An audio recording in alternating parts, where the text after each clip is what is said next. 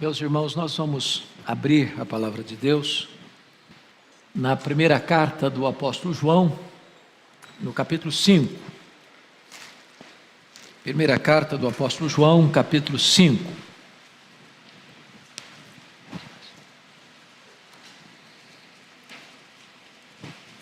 Vamos ler todo este capítulo.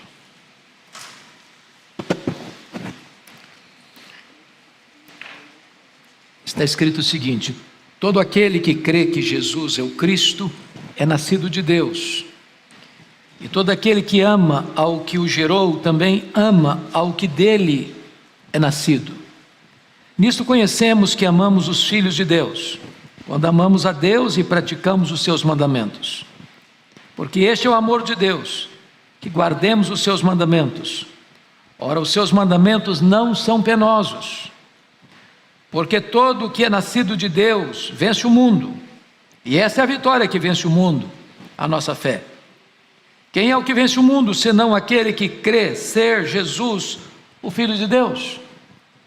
Este é aquele que veio por meio de água e sangue, Jesus Cristo, não somente com água, mas também com a água e com o sangue. E o Espírito é o que dá testemunho, porque o Espírito é a verdade. Pois há três que dão testemunho no céu: o Pai, a Palavra e o Espírito Santo. E esses três são um. E três são os que testificam na terra: o Espírito, a água e o sangue. E os três são unânimes num só propósito. Se admitimos o testemunho dos homens, o testemunho de Deus é maior. Ora, este é o testemunho de Deus, que ele dá acerca do seu Filho. Aquele que crê no Filho de Deus tem em si o testemunho. Aquele que não dá crédito a Deus o faz mentiroso, porque não crê no testemunho que Deus dá acerca do seu Filho. E o testemunho é este: que Deus nos deu a vida eterna, e esta vida está no seu Filho. Aquele que tem o Filho tem a vida. Aquele que não tem o Filho de Deus não tem a vida. Estas coisas vos escrevi, a fim de saberdes que tendes a vida eterna, a vós outros que credes em o nome do Filho de Deus. E esta é a confiança que temos para com Ele, que se pedirmos alguma coisa segundo a sua vontade, Ele nos ouve. E se sabemos que Ele nos ouve, quanto ao que lhe pedimos, estamos certos de que obtemos os pedidos que lhe temos feito. Se alguém vir a seu irmão cometer pecado não para a morte, pedirá e Deus lhe dará vida. Aos que não pecam para a morte, há pecado para a morte, e por esse não digo que rogue. Toda injustiça é pecado, e há pecado não para a morte. Sabemos que todo aquele que é nascido de Deus não vive em pecado. Antes, aquele que nasceu de Deus o guarda, e o maligno não lhe toca. Sabemos que somos de Deus, e que o mundo inteiro jaz no maligno. Também sabemos que o Filho de Deus é vindo, e nos tem dado entendimento, para reconhecermos o verdadeiro. E estamos no verdadeiro em seu Filho, Jesus Cristo. Este é o verdadeiro Deus e a vida eterna. Filhinhos, guardai-vos dos ídolos. Irmãos, eu quero hoje refletir com vocês sobre o seguinte tema: as 7 certezas do crente. As 7 certezas do crente. Quando João escreveu esta carta, já estava no final do primeiro século, e a igreja estava sendo bombardeada por uma perigosa heresia chamada de gnosticismo, que negava a divindade de Cristo. E João escreve esta carta para mostrar de fato que Jesus Cristo é o verdadeiro Deus, verdadeiro homem. E nesta epístola ele vai provar para nós que você pode saber quem é um verdadeiro crente por 3 maneiras. Primeiro, por aquilo que ele chama de prova doutrinária. É o versículo 1. Aquele que crê que Jesus é o Cristo, esse é nascido de Deus. Se você não crê que Jesus é o Cristo, o Messias, então você não pode ser um crente, não pode ser um cristão. Segunda prova é a prova social. E ele prossegue no verso 1 e diz assim: todo aquele que ama o que o gerou, também ama o que dele é nascido. Então, a segunda prova é quando você ama a Deus e ama o seu próximo, seu irmão. Se você não ama, você não é um crente, você não é um cristão. E a terceira prova é a prova moral. Olha comigo o verso 2. Nisto conhecemos que amamos os filhos de Deus, quando amamos a Deus e praticamos os seus mandamentos. Então a prova moral é a obediência. Bom, por que ele está dizendo isso? Porque ele está refutando o que disse outrora acerca das heresias tentando enganar os crentes, daqueles que não conheciam a Deus, que não eram de Deus, mas que viviam segundo o maligno, que este mundo está posto no maligno. A carta toda foi escrita para lhe dar certeza da sua salvação. Aliás, a palavra sabemos aparece 39 vezes nesta epístola. A palavra sabemos aparece 8 vezes só nesse capítulo que lemos. Todo esse capítulo foi escrito, aliás, toda essa carta, para lhe dar uma garantia. Estas coisas eu vos escrevi para que saibais que tendes a vida eterna. Está escrito no versículo 13. Então, João vai tratar aqui de 7 certezas do crente. E vamos ver então que certezas são essas. Primeiro, temos a certeza de que quem é nascido de Deus, ama a Deus e ama os irmãos. É isso que ele está dizendo aqui. Todo aquele que crê que Jesus é o Cristo é nascido de Deus. E se você é nascido de Deus, 2 coisas vão acontecer na sua vida. Primeiro, você vai amar a Deus. Se você não ama a Deus, isso é uma prova que você precisa nascer de novo. Se você é crente, você ama a Deus. E se você ama a Deus, você vai fazer 3 coisas. Primeiro, você vai declarar que ama. Segundo, você vai ter tempo para esse Deus. Terceiro, você vai procurar agradar esse Deus. Então é fé, então é amor, então é obediência. Sem essas coisas não há possibilidade de você dizer que ama. Como é que você ama a Deus? Quando você obedece a Deus. Como é que você ama o seu irmão? Quando você serve ao seu irmão. Fora disso, não há a mínima probabilidade de você dizer: eu sou um crente, eu sou um cristão, eu tenho segurança da minha salvação. Então a primeira certeza é essa. Você que é nascido de Deus, você ama a Deus. Você que é nascido de Deus, você ama o seu irmão. Segunda certeza do crente. O crente é aquele que tem certeza de que Jesus Cristo é Deus. Esta é a tese dos versos 6 a 10. E aqui eu queria só pensar com você os conceitos da época, porque os fariseus e os sacerdotes achavam que Jesus era um embusteiro. Outros achavam que Jesus Cristo era um religioso fanático. Os gnósticos diziam que Jesus era apenas um homem sobre o qual Cristo veio no batismo e foi embora dele na cruz. Bom, Ário de Alexandria diz que Jesus foi a primeira criação de Deus. Mais recentemente vem as testemunhas de Jeová para dizer que ele não é igual a Deus. Depois surgiu os espíritas dizendo: não, ele foi um mestre. Depois veio os muçulmanos dizendo: não, ele foi apenas um profeta.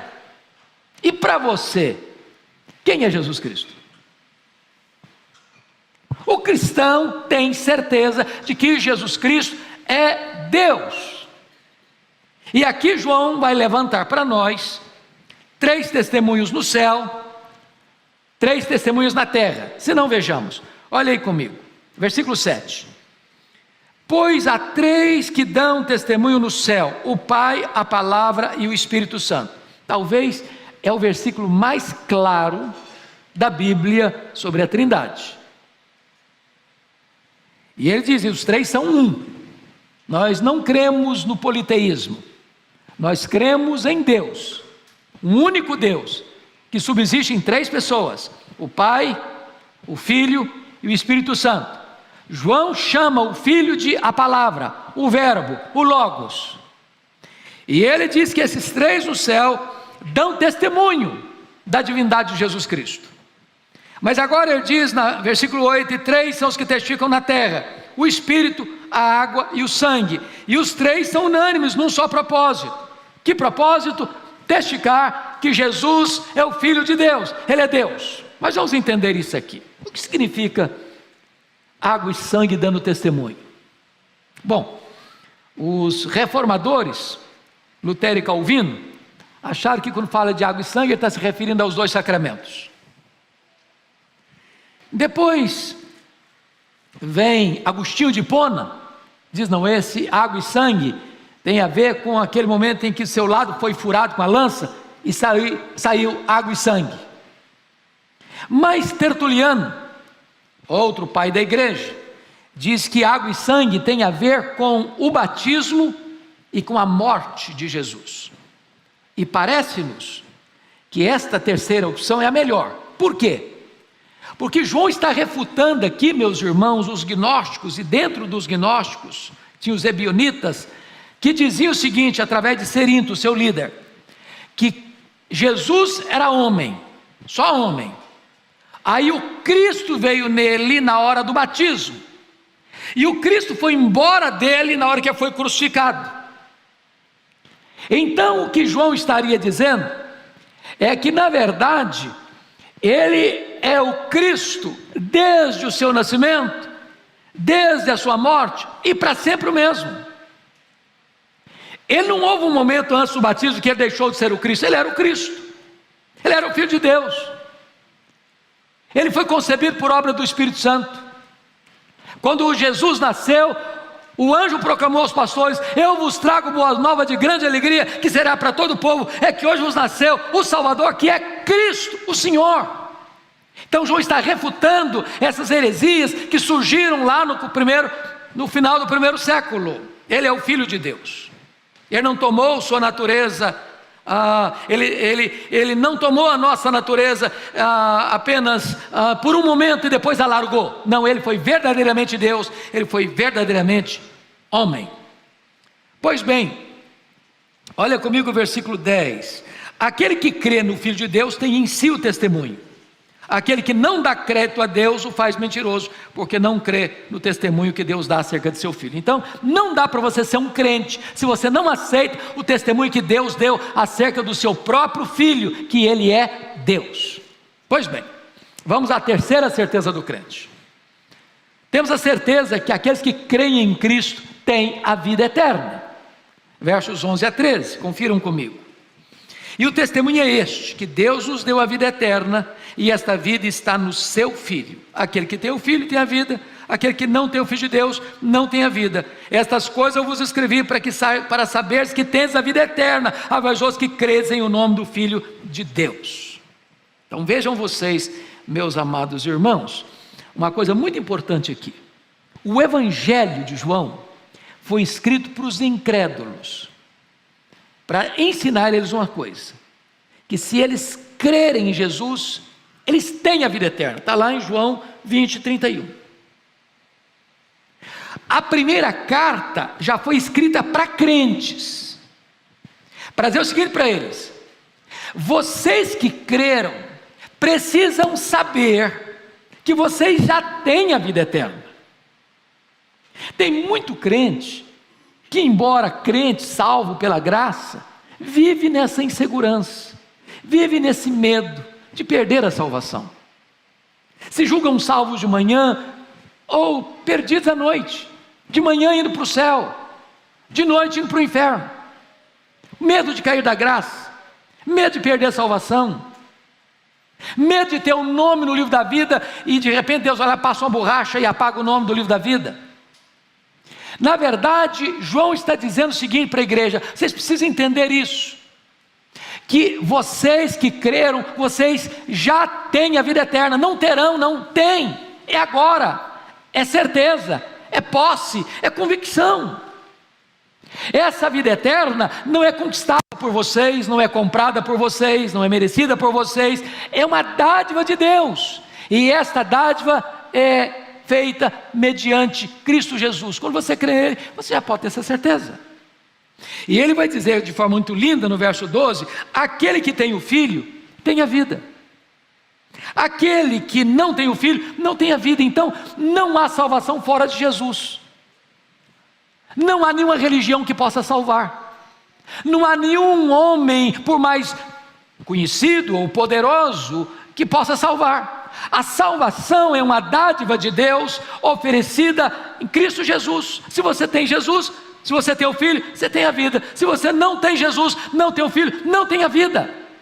Não há possibilidade de salvação fora de Jesus. Nenhum outro nome dado entre os homens pelo qual importa que sejamos salvos, a não ser o nome de Jesus. Essa é a certeza que você e eu devemos ter no nosso coração.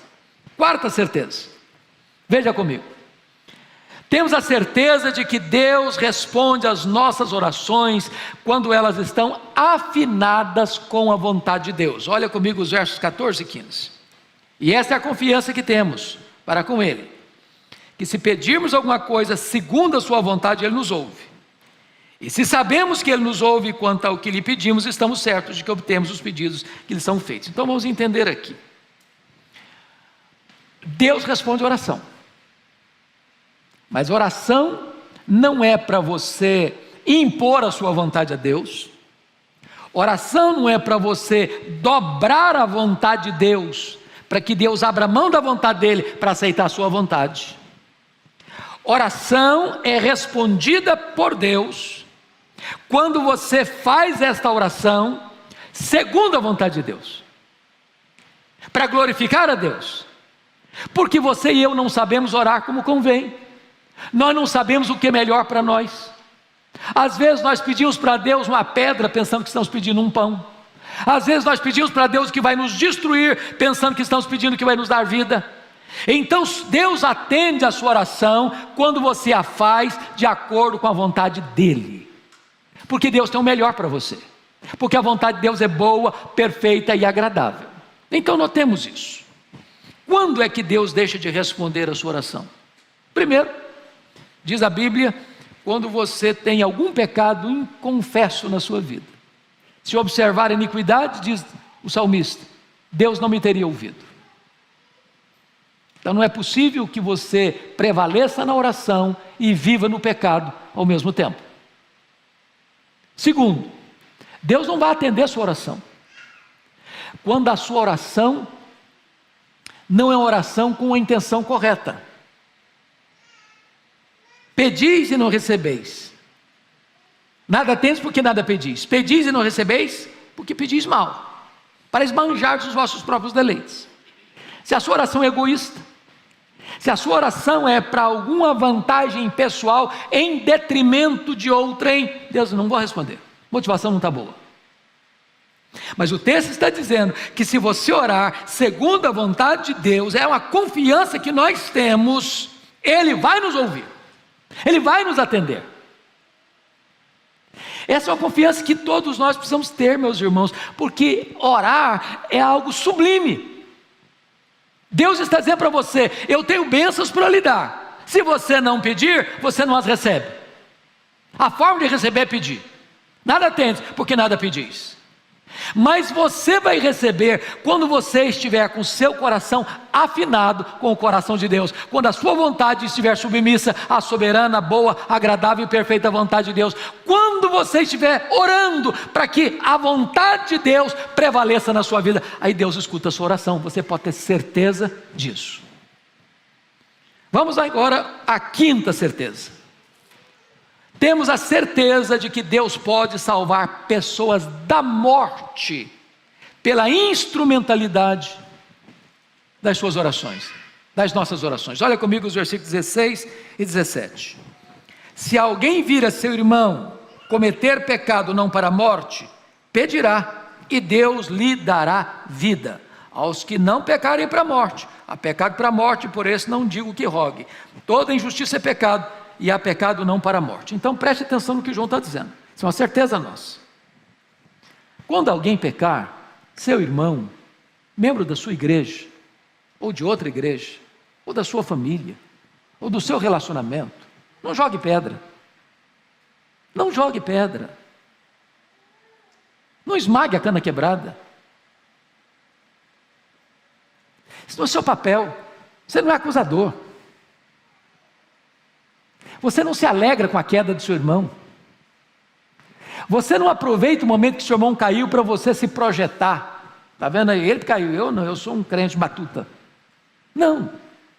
O que o texto está dizendo é que se alguém pecar, Deus pode salvar essa pessoa, recuperar essa pessoa, restaurar essa pessoa, levantar essa pessoa, trazer de volta essa pessoa que caiu, mediante as suas orações. Ore por ela, interceda por ela, coloque-se na brecha por ela, rogue a Deus para restaurar essa pessoa, para levantar essa pessoa, para perdoar essa pessoa, para trazer de volta essa pessoa, segura e salva para o aprisco. Porque ele diz, há pecados que não são para a morte. É claro, irmãos, que precisa explicar aqui uma coisa. É baseado nesse versículo que o romanismo criou a ideia de pecado venial e pecado mortal.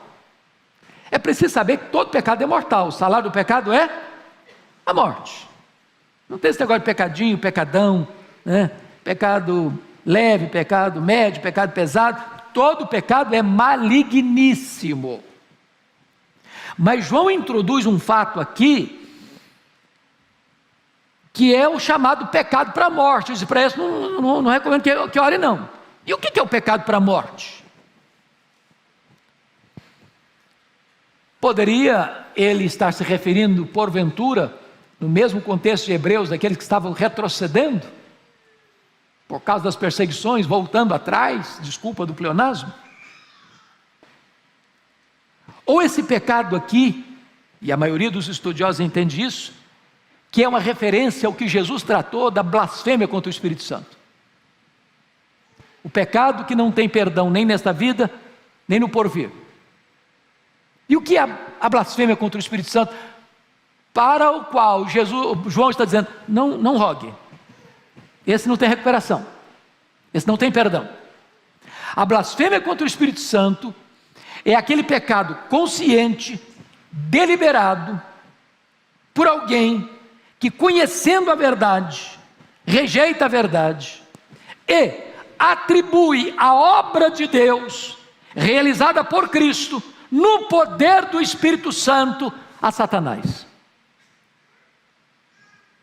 O contexto em que Jesus fala desse pecado é o contexto onde Jesus tinha curado um demoniado, surdo, mudo, e os fariseus e os escribas, por inveja de Jesus, conscientemente disseram que Jesus expulsou aquele demônio pelo poder de Beelzebu, que Jesus era um parceiro do demônio, que o Espírito Santo estava em associação com o demônio, e que a obra de Deus, feita no poder do Espírito Santo de Deus, nada mais era do que uma obra do demônio. Jesus está dizendo o seguinte, para esse pecado não tem perdão. É a recusa consciente, deliberada, de alguém que peca contra Deus, conscientemente, deliberadamente, atribuindo uma obra de Deus ao próprio Satanás. Para esse, não adianta rogar. Mas há outros que, embora pecando, porque há pecado não para a morte, você deve interceder. E por meio das suas orações, Deus vai restaurar essa pessoa. Vamos agora, por gentileza, a sexta certeza do crente. Temos a certeza de que aqueles que são nascidos de Deus não vivem na prática do pecado. Olha comigo, versos 18 e 19, por gentileza. Sabemos que todo aquele que é nascido de Deus não vive em pecado. Antes, aquele que nasceu de Deus o guarda, e o maligno não lhe toca. Sabemos que somos de Deus e que o mundo inteiro jaz no maligno. Vamos entender isso aqui. Notem comigo a palavra sabemos. Essa palavra sabemos é a mesma que Paulo usa em Romanos 8, 28. Sabemos que todas as coisas cooperam para o bem daqueles que amam a Deus. É um termo que vem da matemática, é um termo exato. Não é a linguagem da conjectura hipotética, mas da certeza experimental. E o que ele diz que sabemos? Que todo aquele, não alguns, não a maioria, mas todo aquele que é nascido de Deus, não vive em pecado. Preste atenção. Ele não está dizendo que todo aquele que é nascido de Deus não peca. Não vive em pecado. Qual a diferença entre pecar e viver em pecado? Se você e eu falarmos agora, hoje aqui, eu não peco, nós estamos o quê? Mentindo. Estamos falando que Deus é mentiroso, porque Deus diz que nós somos pecadores. Então qual a diferença entre pecar e viver na prática do pecado? é que pecar é resultado da nossa natureza, que ainda existe em nós.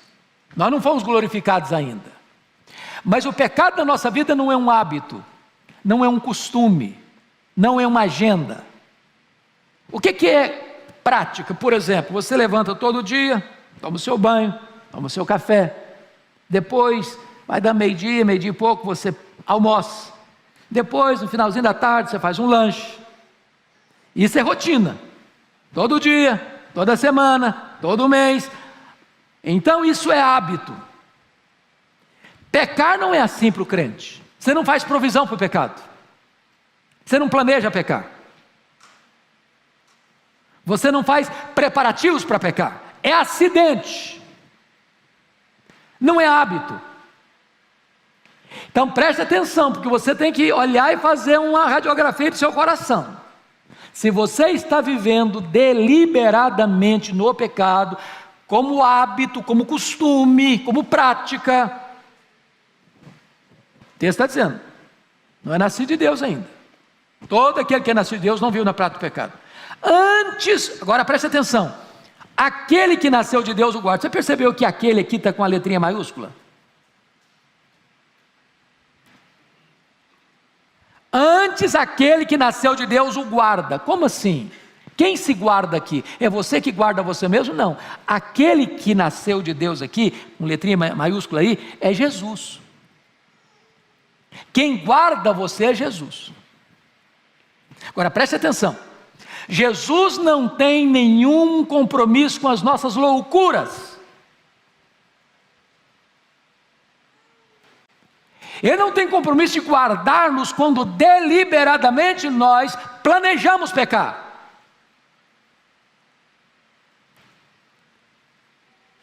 Agora, Jesus guarda você quando você depende de Deus, pede misericórdia a Deus. Ele guarda você. E aqui está escrito, e o maligno não lhe toca. Crente não tem que ter medo do diabo. Crente tem que temer a Deus e resistir ao diabo, e ele fugirá de vós. Quem guarda você é Jesus. Se eu fosse me guardar, eu sou muito fraco, você é fraco demais também. Nós não guardaríamos a nós mesmos. Isso é certeza sua. O crente não vive na prática do pecado. Não significa que ele está imune à tentação, não. Não significa que o diabo não possa produzir, por exemplo, sofrimento no crente, como produziu com a permissão de Deus em Jó, como barrou o caminho de Paulo para a obra missionária. Mas no sentido de o diabo não pode tocar você para destruir a obra de Deus em você, para tirar você das mãos de Jesus, para roubar de você a sua salvação. Absolutamente não, porque aquele que guarda você é maior aquele que está em nós do que aquele que está no mundo. O mundo jaz no maligno, você jaz em Cristo. Bom, a última certeza do crente, vamos ver. Sétima certeza. Temos a certeza de que a vida cristã é a vida verdadeira. Olha comigo os versos 20 e 21. Também sabemos que o Filho de Deus é vindo e nos tem dado entendimento para reconhecermos o verdadeiro. E estamos no verdadeiro em seu Filho, Jesus Cristo. Este é o verdadeiro Deus e a vida eterna. Filhinhos, guardai-vos dos ídolos. Então Jesus Cristo é o verdadeiro. Ele é o verdadeiro Deus. Ele é a verdadeira luz que vindo ao mundo ilumina todo homem. Ele é certamente a verdadeira vida. Então, preste atenção no que João está dizendo.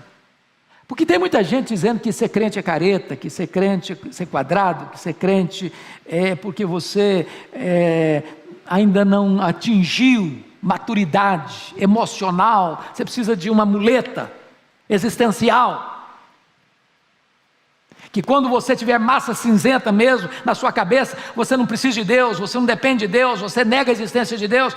E João está dizendo, não, Num contexto de florescimento das heresias do gnosticismo, o Senhor está dizendo: não, você tem a vida verdadeira, você está no verdadeiro. Ser crente é ser esperto. Em outras palavras, ser crente é ser inteligente, ser crente é ser sábio, ser crente é estar do lado da verdade, ser crente é estar naquele que é o verdadeiro.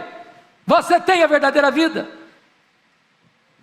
Então o crente nunca deveria ter qualquer sentimento de inferioridade, se sentir miúdo, se sentir pequeno, se sentir um zero à esquerda, se sentir alguém que ainda não alcançou os patamares mais elevados da escalada da vida. Não, você está no verdadeiro, você tem a verdadeira vida, você tem o verdadeiro Deus.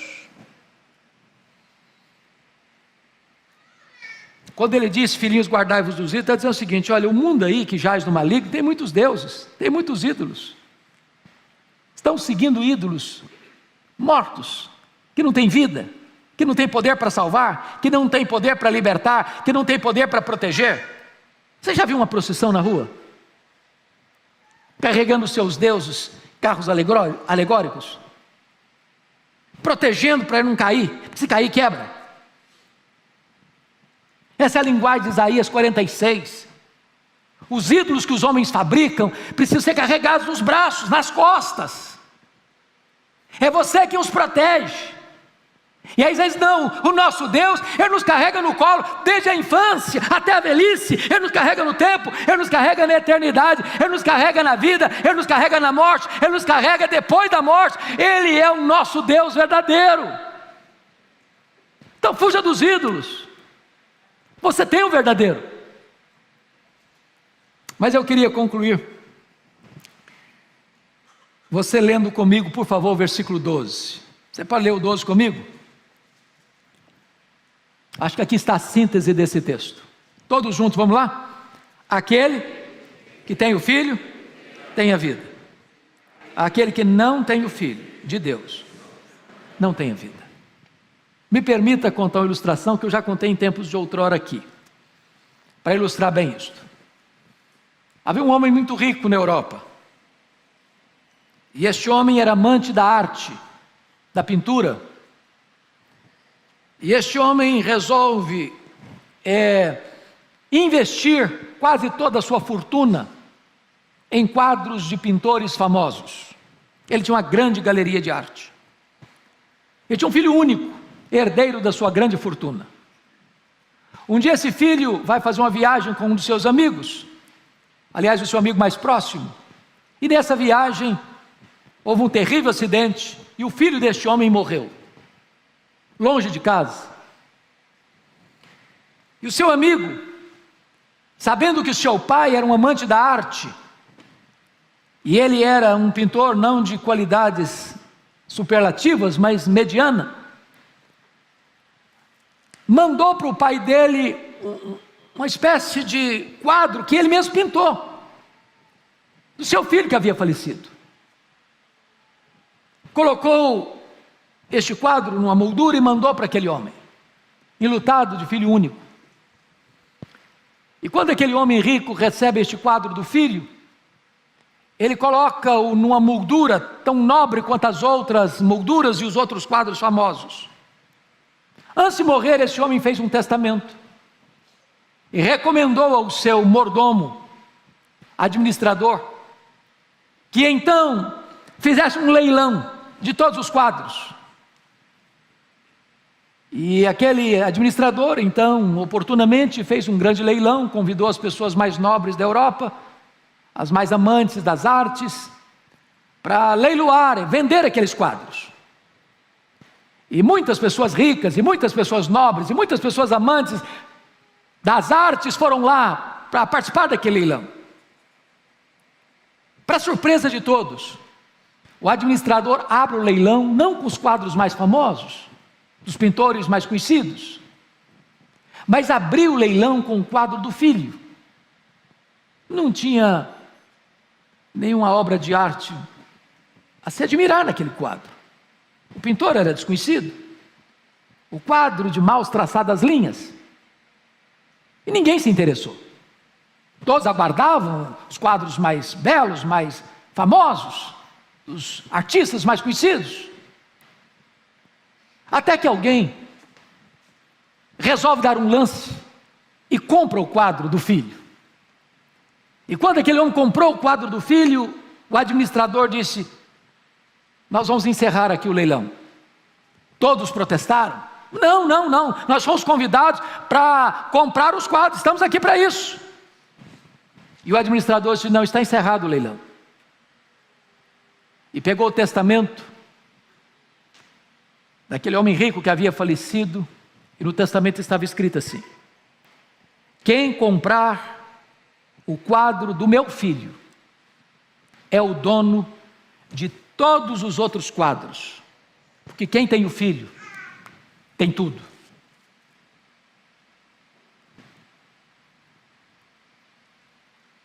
A palavra de Deus está dizendo para você e para mim hoje, nesta manhã: se você tem o filho, você tem a vida. Se você tem o filho, você tem a vida eterna. Se você tem o filho, você é herdeiro de Deus. Se você tem o filho, você é co-herdeiro com Cristo.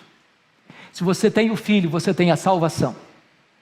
Se você tem o filho, você tem tudo que Deus preparou para você desde a eternidade. Que Deus nos abençoe. Amém.